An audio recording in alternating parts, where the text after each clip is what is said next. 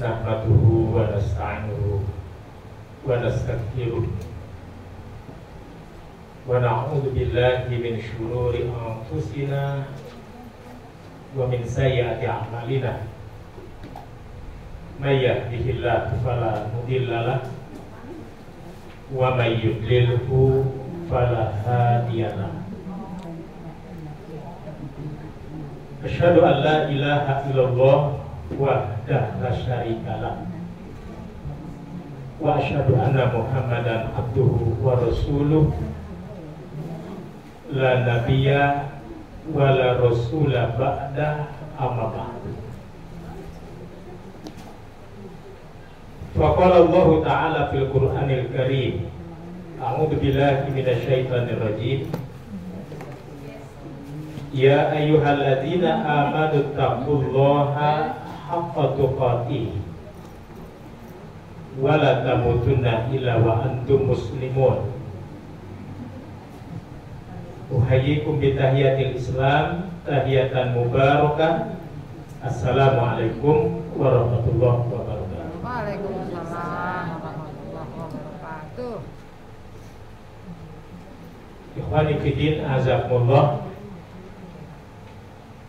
Majelis Ta'lim Al-Itqan yang berbahagia, dengan izin dan kudrah Allah, pagi ini kita akan membincang satu perkara yang insya Allah manfaat untuk pengetahuan kita,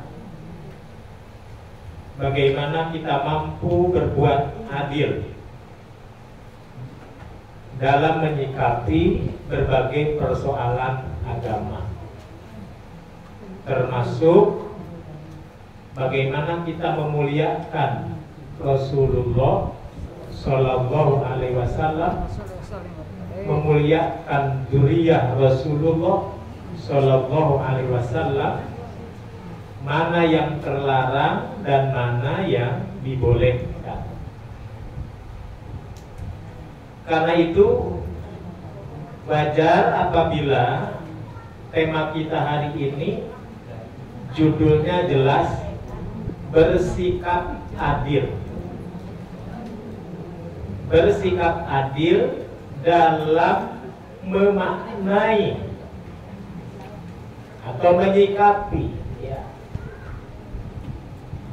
soal nasab, soal keturunan dan dzurriyyah Rasulullah Sallallahu Alaihi Wasallam. Saudara-saudara,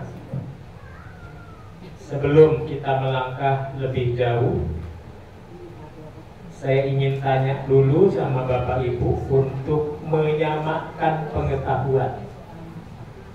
Walau bulan ini sudah lewat, Rabiul Awalnya kan sudah lewat ya. Jadi menurut Bapak Ibu, Rasulullah Sallallahu Alaihi Wasallam ya namanya Muhammad, bayi Muhammad bin Abdullah bin Abdul Muthalib ini lahir bulan apa? Rabiul Awal. Wafat bulan apa? Rabiul Awal. Hari lahir hari apa? Senin. Wafat lahir? Senin. Wafat lahir. Wafatnya Tanggal wafat? sama. Hari wafat? 12. Senin juga. Tanggal lahir? Tanggal lahir? 12 Rabiul Awal. Tanggal wafat? 12. Yakin? Yakin? Nah ini ya, yakin separuh-separuh. Kalau yakin separuh-separuh berarti bukan yakin. Para ulama mu'arrikhun. Apa arti mu'arrikhun? Ahli sejarah, ahli tarikh. Dan yang terkenal, yang dirujuk banyak para ulama dunia, salah satunya adalah Syekh Muhammad Sulaiman Al-Mansur Puri. Syekh Sulaiman Al-Mansur Puri, ulama ahli sejarah dari benua India. Dinukil oleh ahli sejarah lain yang dipopulerkan para ulama yang tergabung dalam Rabithah Al-Alam Al-Islam, Ikatan Dunia Islam. Nah, salah satunya adalah Fadilatul Syekh Ali Al-Harakan. Fadilatul Syekh Ali Al-Harakan menyampaikan dalam kata pengantarnya bahwa kitab sejarah tentang Rasulullah Shallallahu Alaihi Wasallam yang direkomendasikan para ulama untuk dimiliki, dibaca oleh kaum muslimin dimanapun berada adalah kitab sirah yang ditulis oleh Sofiur Rahman Al-Mubarakfuri. Nama kitabnya Ar-Rahiqul Makhtum. Ada yang punya? Ada yang punya? Sudah baca? Nah, Ar-Rahiqul Makhtum. Ini kitab sejarah yang dianggap terbaik. Kenapa disebut terbaik? Karena Syekh Sofiur Rahman Al-Mubarakfuri menyajikan data-data sejarah berdasarkan riwayat. Jadi inilah uniknya sejarah Nabi, sejarah sahabat, tabi'in, tabi'ut tabi'in. Kalaupun para ahli bercerita tentang mereka, hati-hati pakai riwayat. Kalau riwayatnya sahih, diterima kisah itu. Tapi kalau riwayatnya lemah, dhaif, tidak diterima kisah tersebut. Jadi kita ingat ya, hampir semua kita mengalami namanya orang tua sebelum kita bobo tidur suka dikasih dongeng.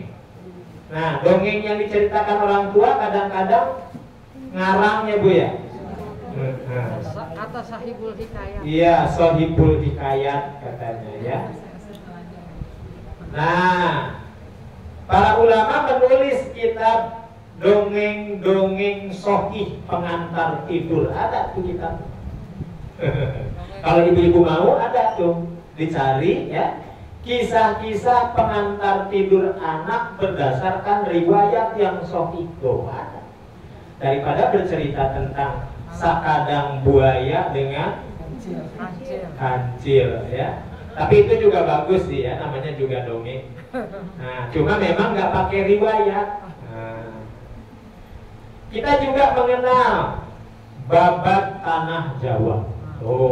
Babat tanah leluhur, babat tanah Pasundan. Tapi kita jadi bertanya, ini riwayatnya benar nggak sih? Benar gak sih Prabu Siliwangi itu menghilang di hutan Sancang Garut? Dikejar-kejar anaknya Prabu Kian Santang untuk masuk Islam. Lalu menghilang, lalu berubah para pengiringnya menjadi macan-macan sancang. Benar gak sih? Kan begitu ya? Benar gak sih kalau sahabat Ali bin Abi Thalib pernah ke Garut katanya? Kalaupun pernah ke Garut, kenapa nggak mampir ke tempat saya gitu ya? Belum ketemu mungkinnya dulu. Nah, jadi ada banyak riwayat yang kadang-kadang dipertanyakan kembali oleh para ahli sejarah. Bapak Ibu yang berbahagia, kita juga sering membaca, bahkan menjadi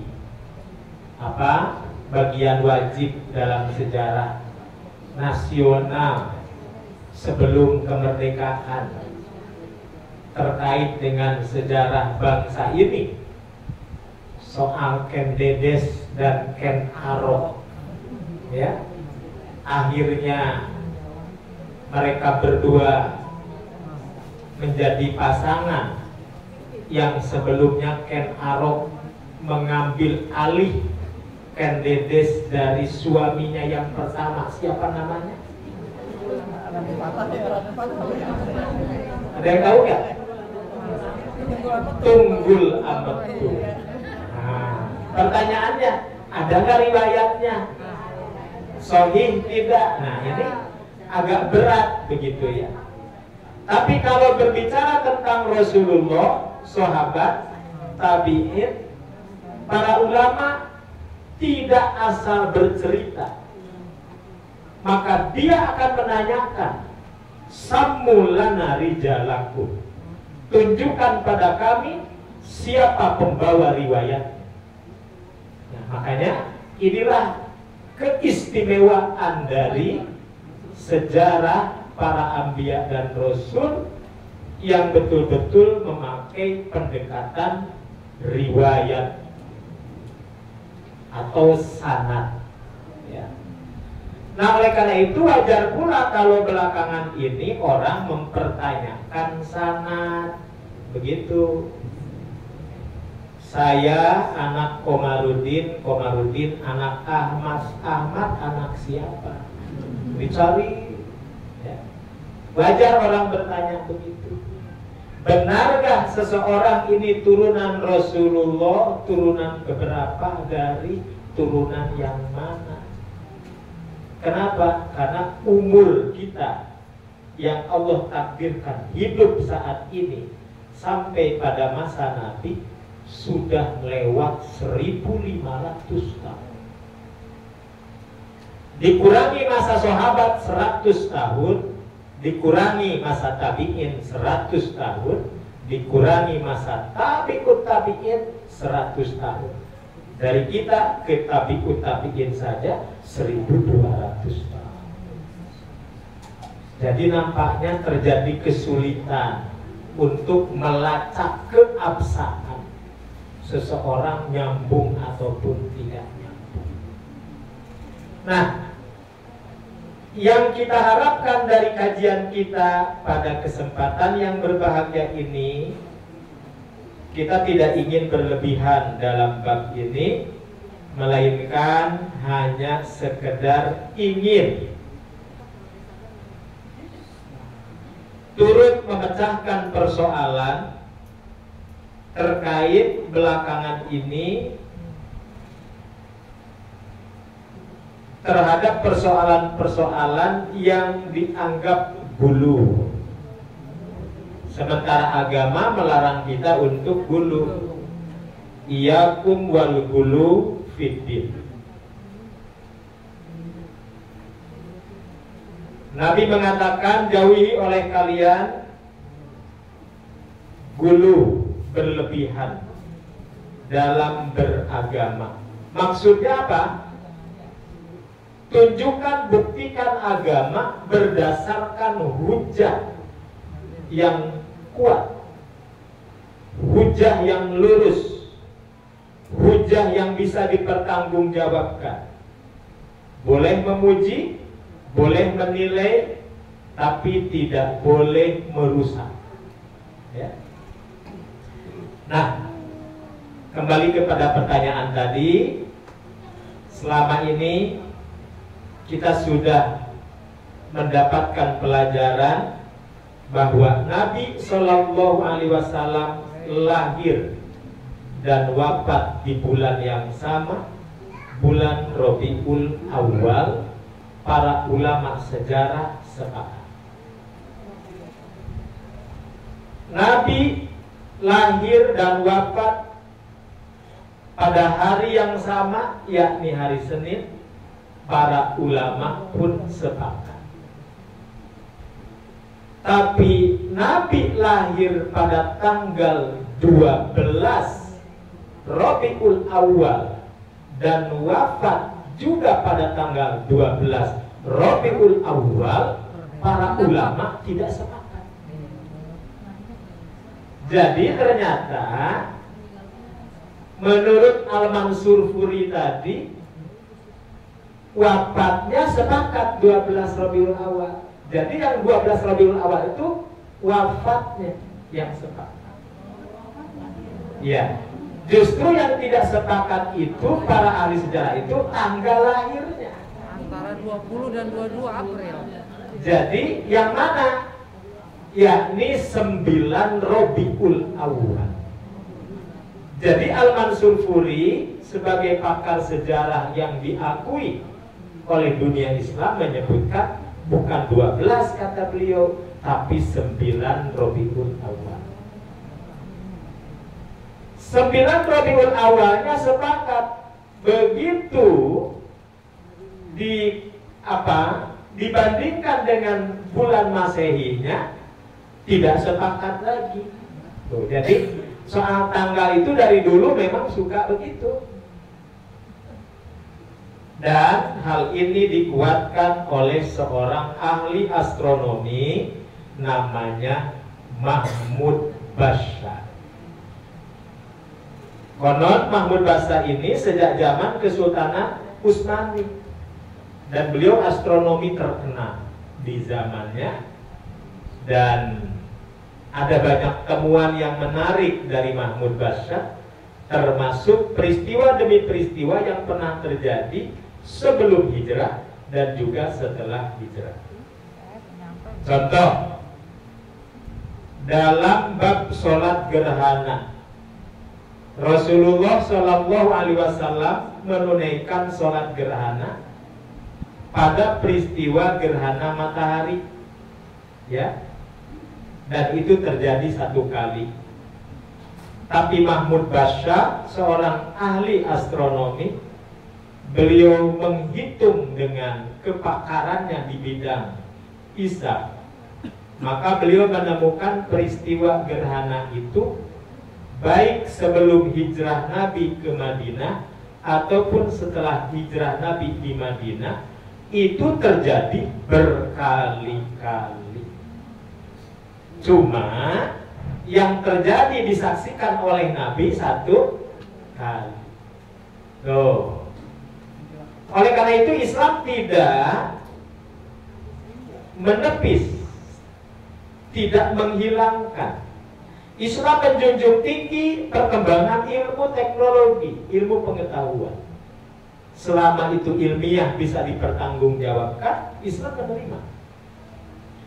Maka jalan tengahnya, yang disaksikan Nabi memang 1 kali, tapi peristiwa itu bukan 1 kali, tapi berkali-kali, baik sebelum hijrah ke Madinah ataupun setelah hijrah ke Madinah. Ini untuk menunjukkan bahwa ternyata soal penanggalan itu sejak dari dulu memang ada silang pendapat, dan itu wajar. Nah, Al-Mansur Furi lebih condong menguatkan bahwa Rasulullah Shallallahu Alaihi Wasallam lahir itu pada tanggal 9 Rabiul Awal. Ada peristiwa apa yang terjadi pada masa Rasulullah Shallallahu Alaihi Wasallam lahir? Ya, kita tahu disebut tahun gajah karena Raja Abrohah menyerang Ka'bah. Apakah peristiwa itu saja? Bukan. 40 tahun setelah kekuasaan kekaisaran Anusirwan kalau tidak salah dari Persia. Nah, jadi 40 beliau berkuasa. Nah, Nabi lahir. Berarti Nabi lahir, di dunia sudah ada peradaban. Ada peradaban Romawi, ada peradaban Persia. Dan nanti sejarah akan menunjukkan kepada dunia Romawi dan Persia pada akhirnya ditundukkan oleh kaum muslimin. Ya, makanya Al-Quran turun gulibat di Rum, negeri Rum, Romawi akan dikalahkan. Siapa yang dimaksud akan mengalahkannya? Persia dulu. Ya. Nah, tapi pada akhirnya mau Romawi mau Persia, dua negara adidaya ini di zaman Khalifah Umar ibn Khattab radhiyallahu an, dua-duanya ditaklukkan. Hebat tidak? Hebat ya. Dan sesuai dengan doa Rasulullah Sallallahu Alaihi Wasallam, Allahumma a'izzil Islam bi Islami Umar. Ya Allah, gagahkan Islam, perkasakan Islam dengan masuk Islamnya Umar. Kan hebat. Baik, Ikhwan Fillah, azakumullah, Bapak Ibu. Jadi kita menemukan data, bukan data baru ya Bu, karena kan datanya data lama. Cuma kita baru tahu. Jadi Nabi lahir tanggal berapa? 9. Sama seperti konsili ya. Konsili ini semacam ijma dalam sejarah Islam, kesepakatan para ahli di dalam menetapkan suatu perkara hukum. Nah, itu disebut ijma.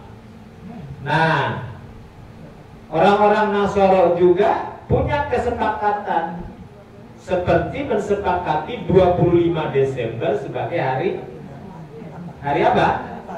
Lahirnya Kristus. Apakah itu tidak silang pendapat? Silang pendapat. Ada yang bilang Januari, ada yang bilang. Jadi banyak hal, ya.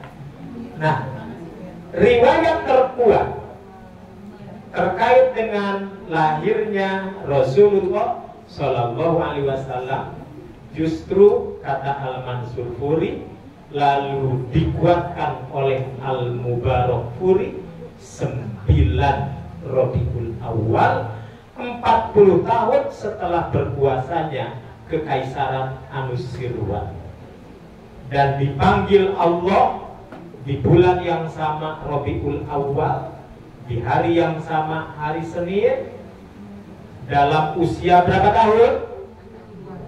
Usia berapa tahun? 63 tahun lebih 4 hari. Tuh. Jadi sampai lebih-lebihnya pun terlacak oleh ahli sejarah. Lebih 4 hari. 63 tahun lebih 4 hari.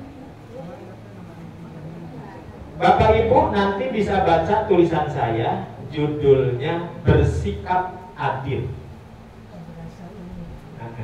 di madrasah-abikumi.com.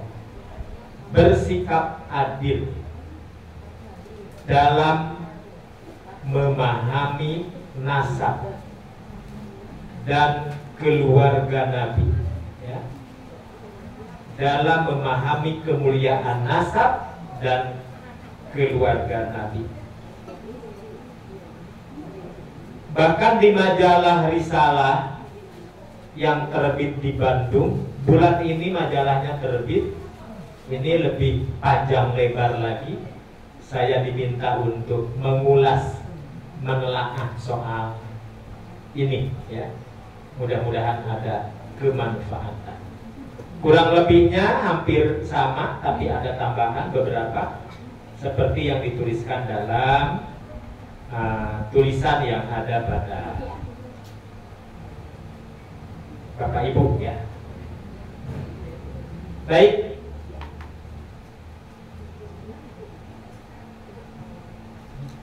Imam Al-Mubarak Furi menuliskan di dalam kitabnya Ar-Rahiqul Maktub halaman 65. Tuh. Nanti bisa dicek. Lanjut. Yang kedua, pertanyaan kedua mohon dijawab. Mana yang jauh lebih penting? Dua-duanya juga penting untuk diketahui. Kapan lahir, kapan wafat. Kenapa kita harus memahami kelahiran dan masa wafat? Tapi dalam pandangan tarikh tasyri, apa itu tarikh tasyri? Sejarah pembentukan syariat. Jadi Bu, kita ini tidak akan mengenal fikih yang baik kalau para ulama dulu tidak menyusun bagaimana cara sholat yang dituliskan dalam kitab-kitab mereka. Karena kalau di zaman Nabi, kitabnya sudah ada belum? Belum. Jadi para sahabat belajarnya ngaji kitab atau melihat langsung ke Nabi? Nah, melihat langsung ke Nabi. Kita nggak bisa melihat langsung ke Nabi. TikToknya nggak ada, YouTube-nya juga nggak ada. Jadi kemana kita melihat? Ke kitab. Kitabnya karya siapa? Karya para ulama. Ulama apa? Ulama ahlul hadis, ulama ahli fikih. Maka mengetahui sejarah pembentukan syariat hukum menjadi penting. Nah, oleh karena itu, ketika Muhammad masih bayi dilahirkan ke alam ini, adakah syariat di situ? Belum. Tapi ketika Rasulullah meninggal, beliau meninggalkan syariat, meninggalkan syariat. Jadi kalau ditanya mana yang lebih penting untuk lebih didalami lahirnya Nabi, pasca wafatnya Nabi. Nah, Al-Quran turun. A'udzubillahi minasyaitonirrajim. Al-yawma akmaltu lakum dinakum wa atmamtu alaikum nikmati wa raditu lakumul islama dina. Para ulama berkomentar, turunnya ayat ini menunjukkan tidak ada ayat lain yang turun setelah ayat ini dan agama telah sempurna. Lalu Rasulullah SAW pun dipanggil keharibaannya. Wafat berarti ada lagi nggak setelah itu sunnah setelah wafatnya Nabi? Tidak ada. Tidak ada, kecuali apa yang menjadi cita-cita Rasulullah. Seperti saum 9 Muharram, ya, itu cita-cita Rasulullah. Laukanal amul mukbilu sunnal yaumatasi. Kalau tahun depan ada umur, kita bukan hanya saum pada tanggal 10 Muharram, tetapi juga 9 Muharram. Maka para ulama silang pendapat, kalau begitu sebenarnya Nabi ini melakukan atau tidak? Belum, tapi akan. Belum. Kata para ulama, karena Nabi belum melakukan, tapi Nabi sudah bercita-cita. Kalaulah Nabi hidup, Nabi melakukan atau tidak? Lakukan. Nah, dari mana para ulama tahu Nabi akan melakukan? Dari hadis ini. Karena hadis ini sahih, maka diterima sebagai hujjah agama. Jadi inilah hebatnya para ulama kita di dalam menyimpulkan segala masalah hukum Islam.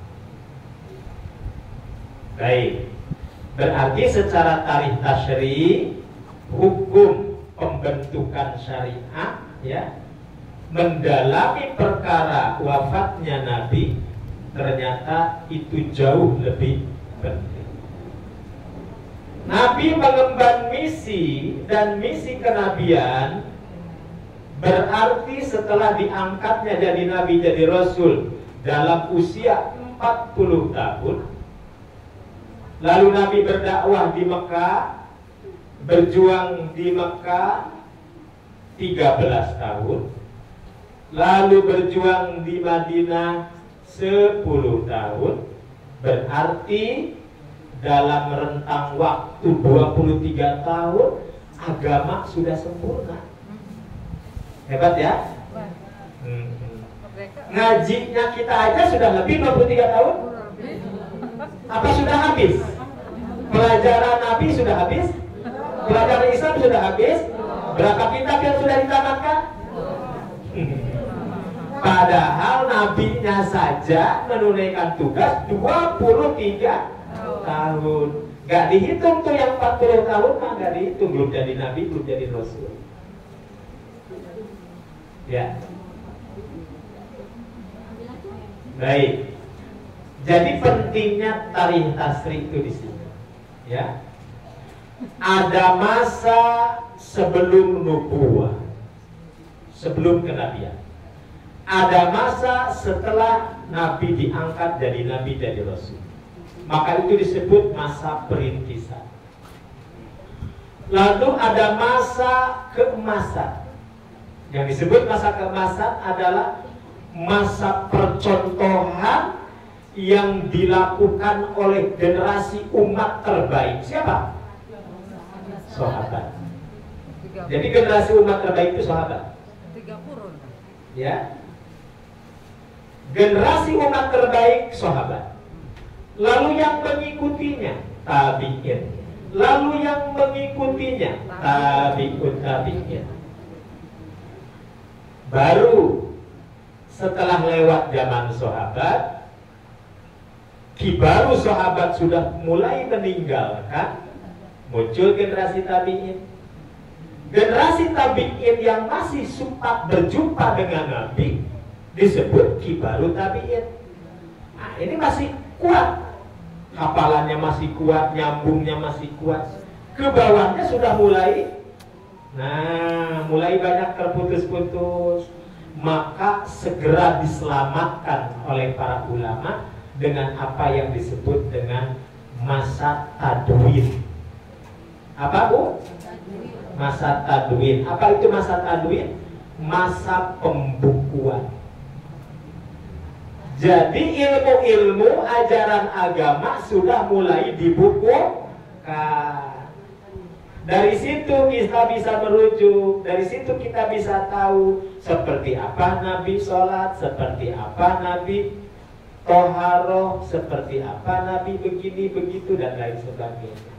Dari kegemilangan, kejayaan, jasa orang-orang yang hidup di masa tadwin, di mana mereka sudah mulai membukukan. Ternyata perjalanan Nabi dibukukan. Nah, ketika dibukukan masih ada masalah. Ini nyambung tidak, benar tidak, riwayatnya kuat tidak. Nah, maka para ulama hadis yang turun tangan untuk mengoreksi, yang cacat ditinggalkan, yang kuat diambil. Muncul lagi disiplin ilmu baru, namanya ilmu jarhi wa ta'dil. Ilmu untuk mempelajari tentang adil dan cacatnya rawi, pembawa hadis. Tuh, dari sisi ajaran saja sanad ini penting. Dari sisi ajaran saja riwayat itu penting. Nah, rupanya berpengaruh terhadap segala macam persoalan agama, termasuk dalam menilai keturunan. Benarkah saya ini turunan si A, si B, si C? Mana riwayat? Maka para ahli menulis Kitabul Ansab, kitab yang menjelaskan tentang nasab. Maka tadi kehebatan orang Arab ini, kalau bicara soal nasab nyambung, ya. Walaupun tentu ya di tengah-tengah nyambungnya ada yang nyambung beneran, ada yang putus di tengah jalan. Oleh karena itu, yang paling dipentingkan oleh kita bukan soal nyambung dan tidak nyambungnya, soal apakah kita sebagai umat Nabi yang sudah ditinggalkan oleh beliau sekian lama masih mematuhi tidak terhadap sunnah. Dari situlah Nabi pidato di hadapan para sahabat. La fadla li arabiyyin wala ajamiyyin. Tidak ada yang membedakan antara bangsa Arab dengan non-Arab. Dari situ Imam Ibnu Katsir menyuguhkan hadis ini ketika menjelaskan ayat Allah, inna akramakum indallahi atqakum. Itu satu. Yang kedua, Rasulullah Shallallahu Alaihi Wasallam pun juga mengatakan dan mewanti-wantikan agar umatnya kelak jangan mengikuti tradisi apa yang diajarkan oleh tradisi jahiliyah. Apa itu yang dimaksud dengan tradisi jahiliyah? Di antaranya berlebih-lebihan dalam hal keturunan. Berlebih-lebihan dalam hal keturunan. Berlebih-lebihan dalam memposisikan diri sebagai darah biru, yang lain darah tidak biru. Nah, ini sangat diwanti-wantikan oleh Nabi. Dan Nabi menyebutnya itu salah satu min amril jahiliyah.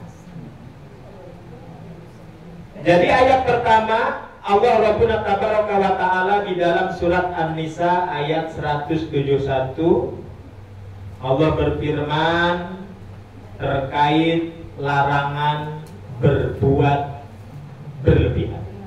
La taghlu fi dinikum.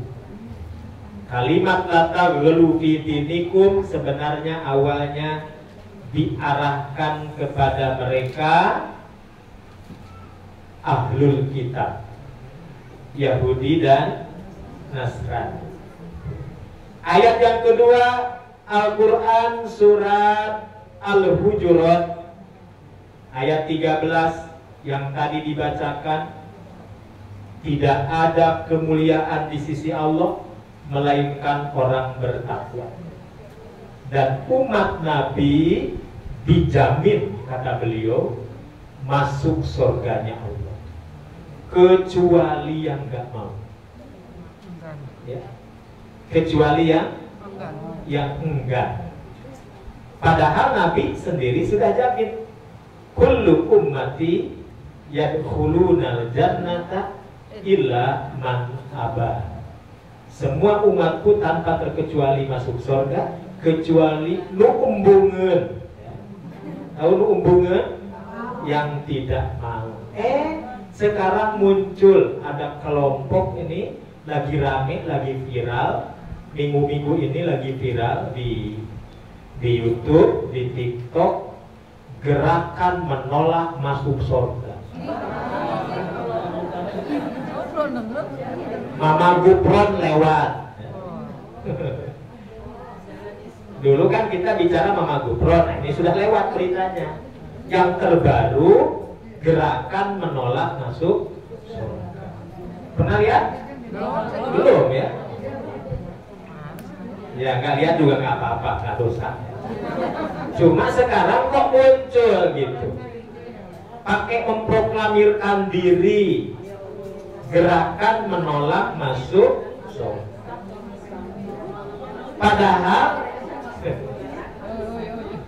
Padahal Nabi sendiri menjamin seluruh umatku masuk kecuali yang menolak. Nah, yang menolak ini ini memproklamirkan. Jadi memproklamirkan diri, gerakan menolak masuk surga. Lagi pula siapa pula yang menyebut dia akan masuk surga? Gak usah ditolak. Ya.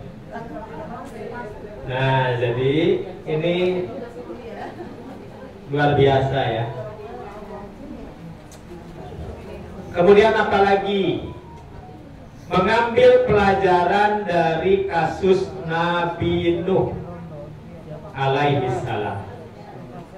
Sebagaimana dijelaskan dalam surat Hud ayat 46. Bagaimana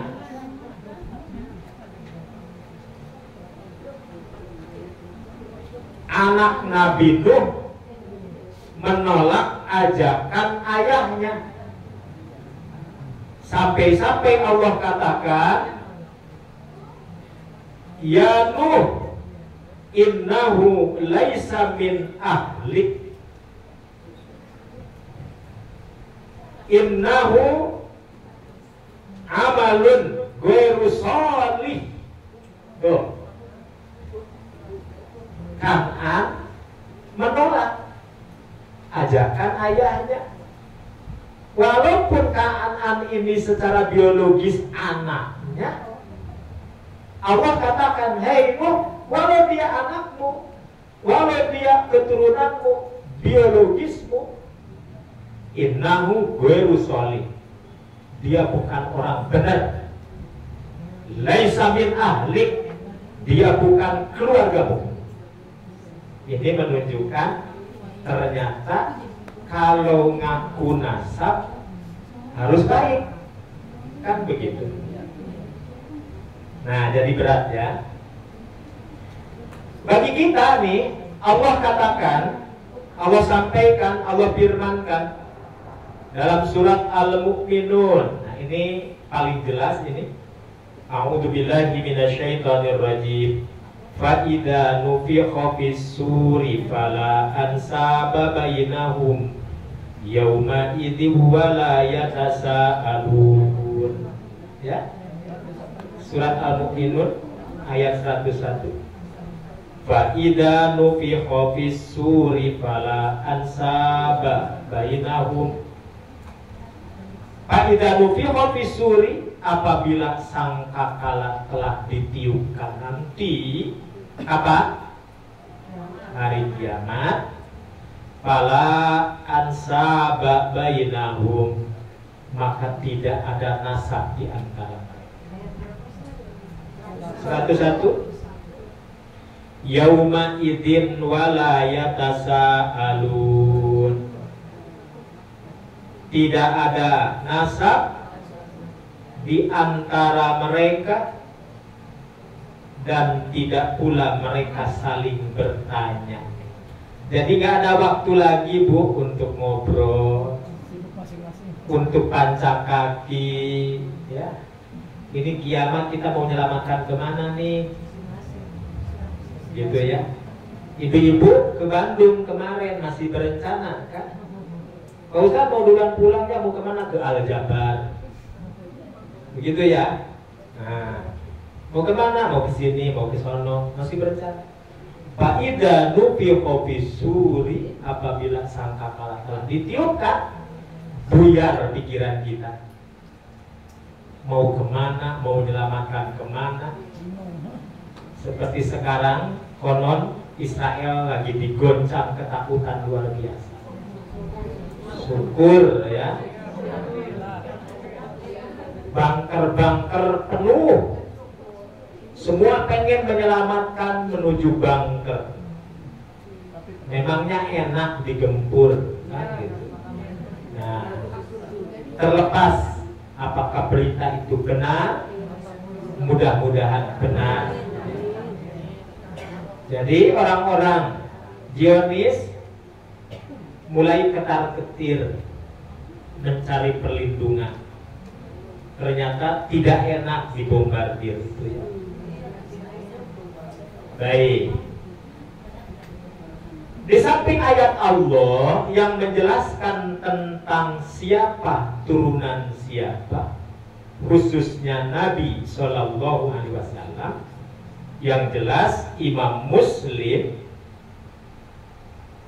menurut sahabat Wasilah bin Al-Asqa radhiyallahu anhu, Nabi pernah menyampaikan, Innallaha astofa Kinana min waladi Ismail wastofa Quraisyan min Kinana wastofa min Quraisyin Bani Hashim wastofa min Bani Hashim. Terus ya. Nah, sesungguhnya Allah telah memilih Kinana dari keturunan Ismail, memilih Quraisy dari Kinana, memilih Bani Hashim dari Bani Quraisy, dan memilih aku dari Bani Hashim.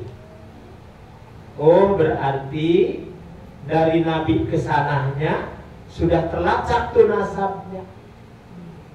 Sekarang setelah Nabi ke bawah, termasuk kita yang sudah jaraknya 1500 tahun. Siapa di antara kita yang masih nyambung nasab?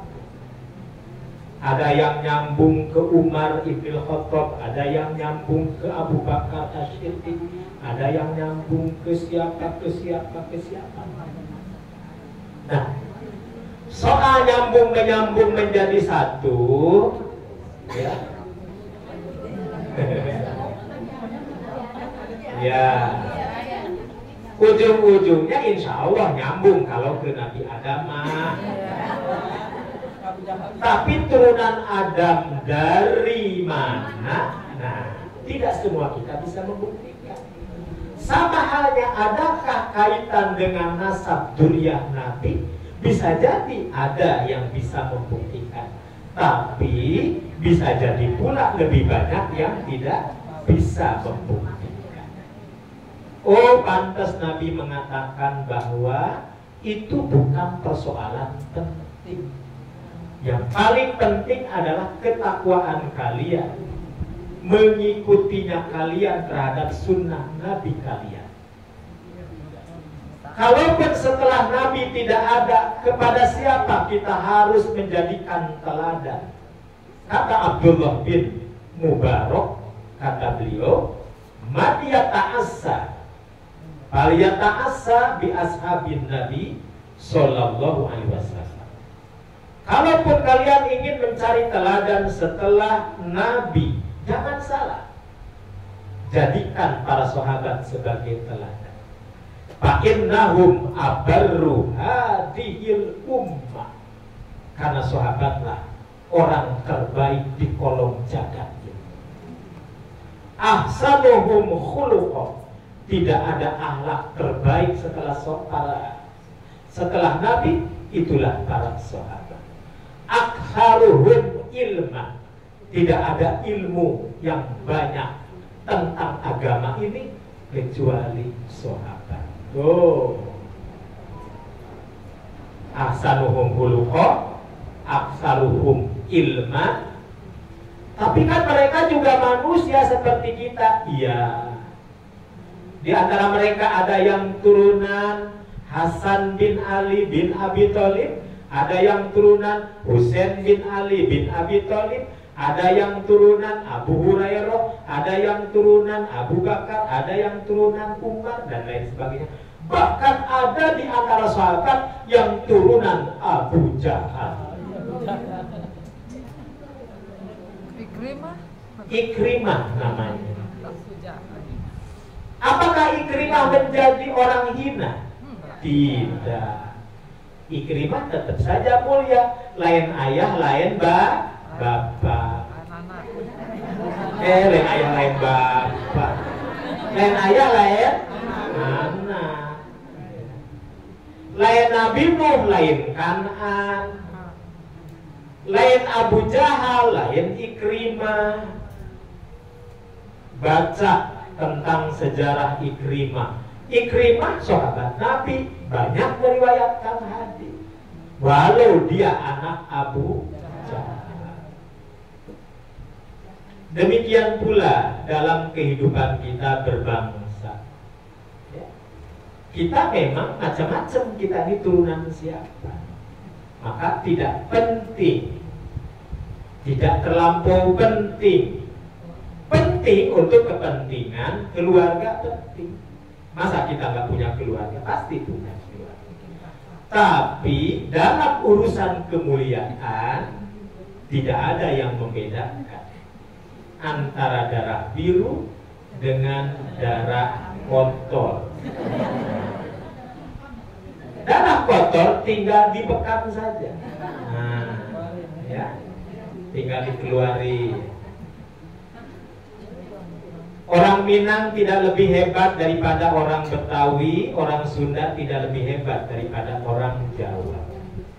Orang Awak tidak lebih hebat daripada orang Arab, ya. Tuh. Inilah hakikat la fadla li arabiyyin wala ajami. Kalaupun Rasulullah Shallallahu Alaihi Wasallam sempat mengingatkan al-a'immatu min Quraisy, pemimpin harus dari Quraisy, karena sepanjang sejarah memang orang-orang baik, orang-orang jujur, orang-orang komitmen itu dulu Quraisy. Maka Imam Ibnu Khaldun dalam kitabnya Muqaddimah Ibnu Khaldun, bagaimana kalau ada turunan Quraisy tapi sudah tidak mencerminkan keislaman, sudah tidak mencerminkan kenabian. Apakah itu juga masih jadi teladan? Kata Imam Ibnu Khaldun, batal kequraisyannya. Tuh. Jadi kita turunan siapa dalam pandangan Allah, kita dipersamakan dengan kemuliaan ketakwaan, kemuliaan Islam dan ketakwaan amal soleh kita. Inna akramakum indallahi atqakum. Bapak Ibu, bukan hanya kita loh yang apa artinya merasa kadang tersinggung ras etnis kita ini. Sahabat pun sempat saling menyinggung. Siapa yang duluan masuk Islam? Muhajirin, Ansor? Muhajirin. Siapa yang lebih berjasa? Ansor yang menolong Muhajirin, Muhajirin yang mengislamkan Ansor. Mana yang lebih berjasa? Apakah orang Madinah bisa masuk Islam kalau tidak ada Muhajirin? Tidak bisa. Apakah Muhajirin bisa hidup di Madinah kalau tidak ditolong Ansor?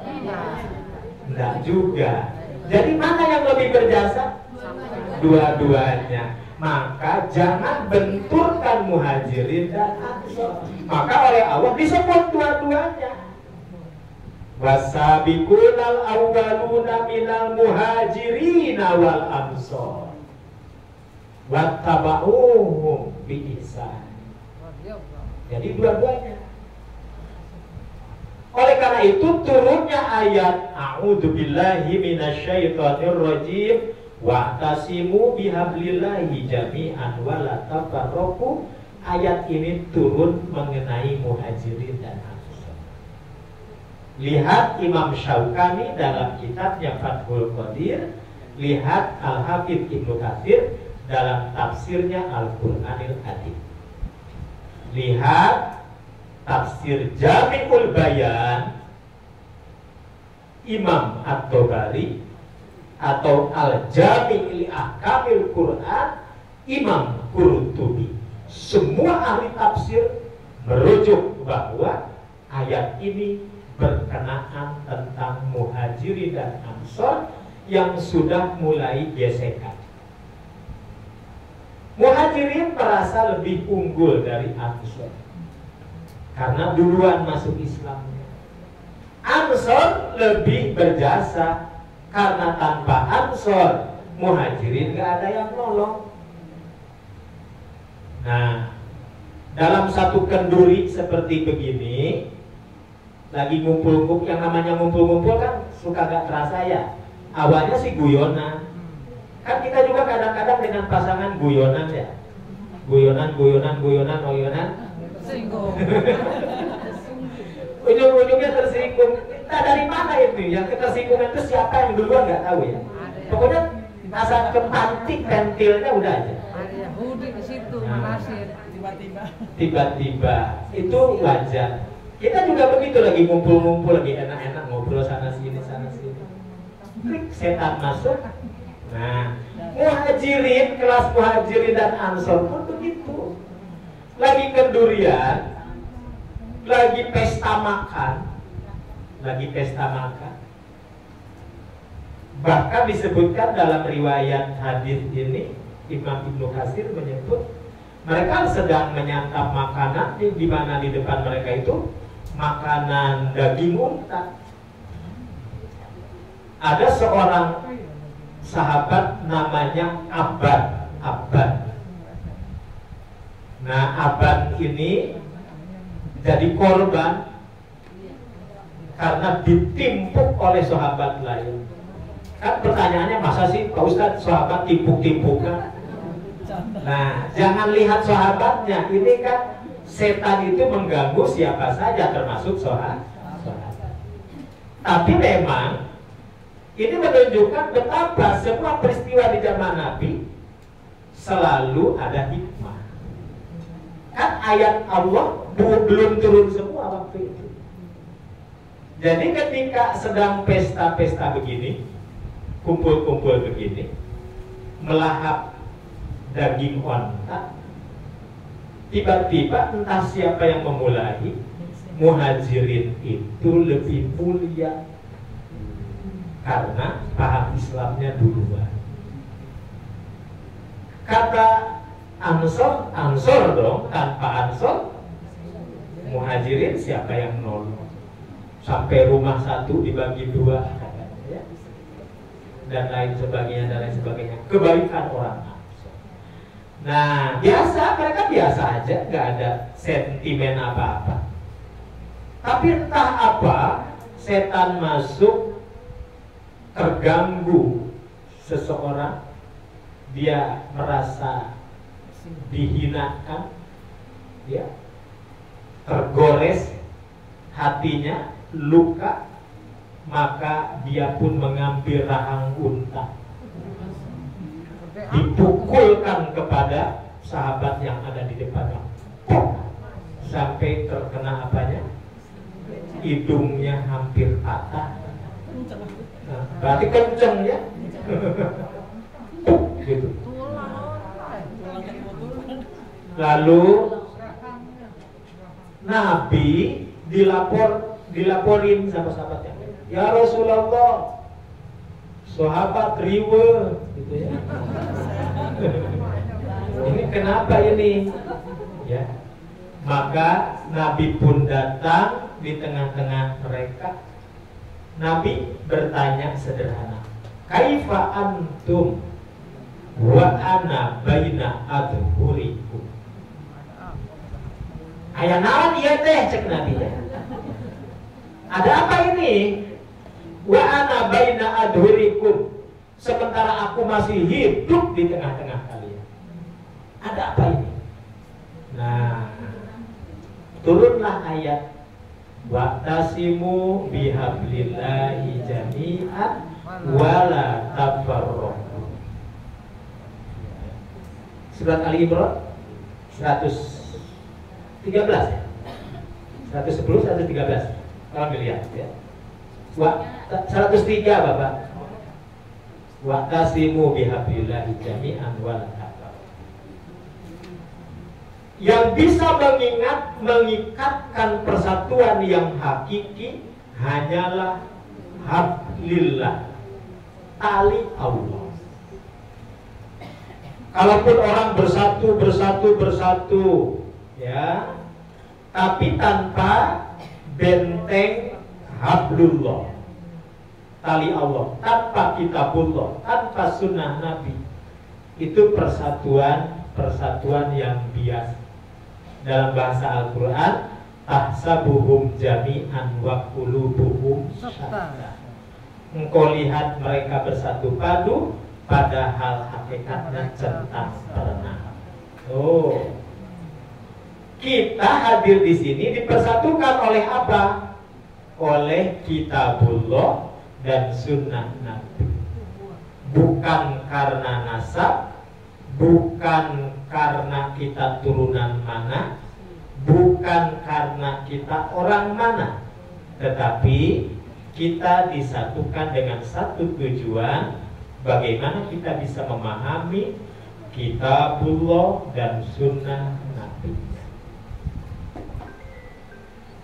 Oleh karena itu Imam Az-Zuhri mengingatkan dengan catatan yang sangat menarik terkait ayat ini. Kata Imam Zuhri, beliau ulama tabi'in, al-iqtisamu bihablillahi najatun kasafinatinu. Berpegang teguh dengan tali Allah ibarat keselamatan orang-orang yang naik kapal Nabi Nuh. Paman rokiba, siapa yang cepat-cepat naik, fakod najah, dia selamat. Waman ba'uda agroko, siapa yang melamatkan diri, mengakhirkan diri, tidak cepat-cepat naik, tenggelamlah dia.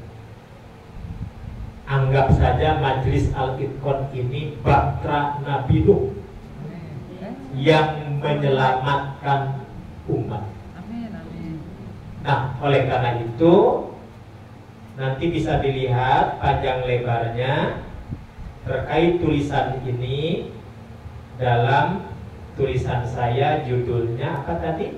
Bersikap adil dalam memahami kemuliaan nasab keluarga Nabi akhir zaman. Jadi yang paling penting bukan soal nasabnya, tapi yang paling penting sejauh mana kita bisa mengambil apa yang menjadi keteladanan. Terakhir, a'udzubillahi minasyaitonirrajim.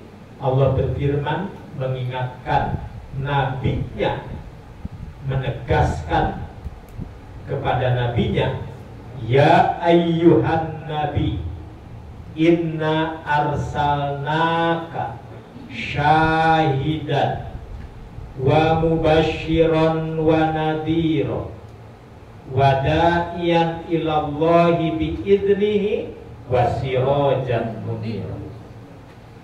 Hei Nabi, sesungguhnya aku, kata Allah, aku mengutus engkau syahidan. Kedudukan Nabi adalah kunci saksi. Kunci saksi di mana risalah Allah telah disampaikan kepada umat. Maka nabi-nabi dan rasul yang lain pun menjadikan Rasulullah sebagai saksi kunci. Nabi Nuh ditanya, hal balagta, hei Nabi Nuh, apakah engkau telah menyampaikan risalah Allah? Nabi Nuh menjawab, balagtu, aku sudah menyampaikan. Nabi yang lain pun ditanya, jawabannya begitu. Ketika ditanya lagi, siapa saksinya? Muhammad Sallallahu Alaihi Wasallam. Yang kedua, mubasyiran, Nabi pemberi kabar gembira, sekaligus nadhiron, pemberi kabar ancaman. Nabi tidak bicara sorga melulu, tapi Nabi pun kadang-kadang bicara neraka. Nabi tidak bicara neraka melulu, tapi Nabi pun kadang-kadang bicara soal sorga. Nabi tidak bicara yang manis-manis saja kepada para sahabatnya, tapi Nabi pun bercerita tentang sesuatu yang tidak manis di depan para sahabat.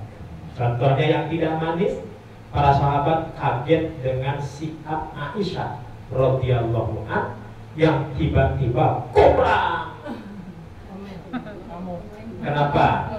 Enggak ngomel, enggak, cuma ngegombrang gitu. Piringnya pecah gara-gara istri beliau, sahabat lagi ngumpul di rumah Aisyah radhiyallahu anha. Tiba-tiba Maimunah datang. Iya, tiba-tiba Maimunah istri yang lain datang. Orang Hafsah. Hafsah Maimunah. Maimunah yang saya baca Maimunah di riwayat yang lain. Nanti kasus Hafsah lain lagi. Madu.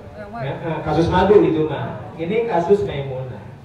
Maimunah datang membawa sepiring kue, tahu kue Batawi, tahu kue dodol Garut. Yang jelas kue Arab ya. Bawa kue. Sahabat lagi kumpul, tiba-tiba datang bawa kue. Kata Nabi, makan. Biasalah ya. Tiba-tiba gobrang. Nah, kaget sahabat, bertanya, kata Nabi, gak usah panik, tenang. Biasa ibu kalian. Nah, jadi ibu kalian, maksudnya Ummul Mukminin, biasa ibu kalian. Udah selesai. Jangan dikomporin. Ini dikomporin, digoreng gitu ya. Jadi matang, jadi gosong jadinya. Nah, jadi hal-hal seperti itu terjadi. Nabi bicara manis, Nabi juga bicara yang tidak manis, tapi semua nyaman di hadapan Rasulullah. Mubasyiron wa nadhira. Kuculuk, sahabat datang ke Nabi. Ya Rasulullah, ayul amal afdalu indallah. Amal apa yang paling utama di sisi Allah? Nabi lihat dulu orangnya. Wah, orangnya gagah, orangnya keren, kayaknya banyak duit gitu. Nabi tidak segan-segan mengatakan al-infaqu fi sabilillah. Infak di jalan Allah itu amal yang paling mulia di sisi. Oh, senang dia, senang. Langsung keluar. Langsung. Coba kalau yang datang kerempet, kurus, jalannya gagaleongan gitu ya. Ayul amalu afdalu indallah. Amal apa yang lebih afdal di sisi Allah? Infak fisabilillah. Buat bertahan dirinya pun susah. Atau al-jihad fisabilillah. Tidak.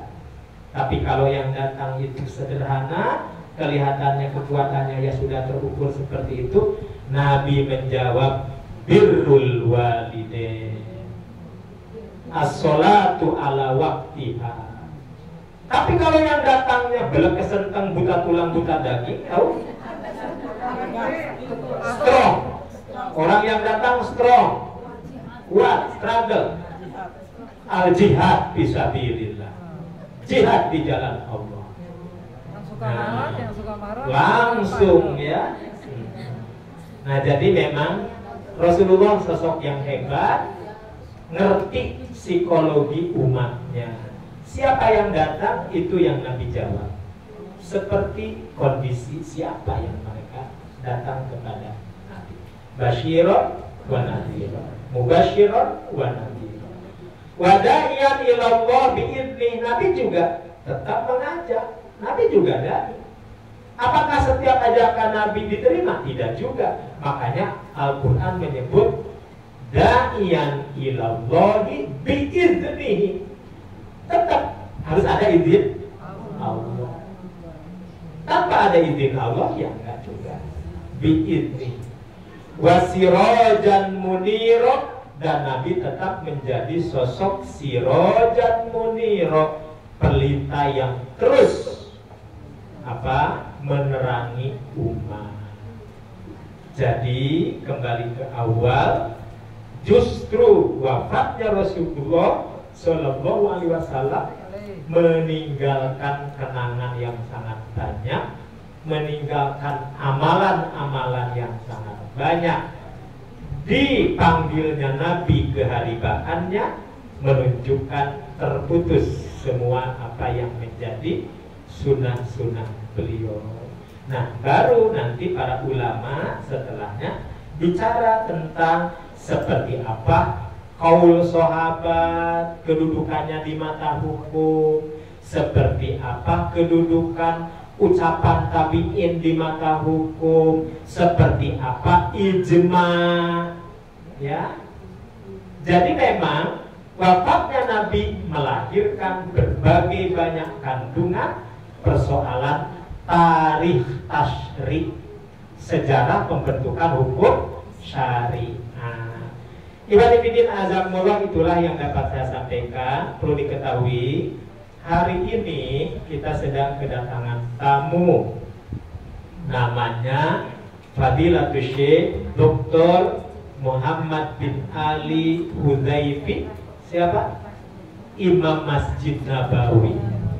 Imam Masjid Nabawi sedang berkunjung hari ini zuhur di Dewan Dakwah Islamiyah Indonesia. Ya, Imam Masjid Nabawi sedang berkunjung ke Indonesia dan dijadwalkan zuhur ini ada di Kramat Raya 45.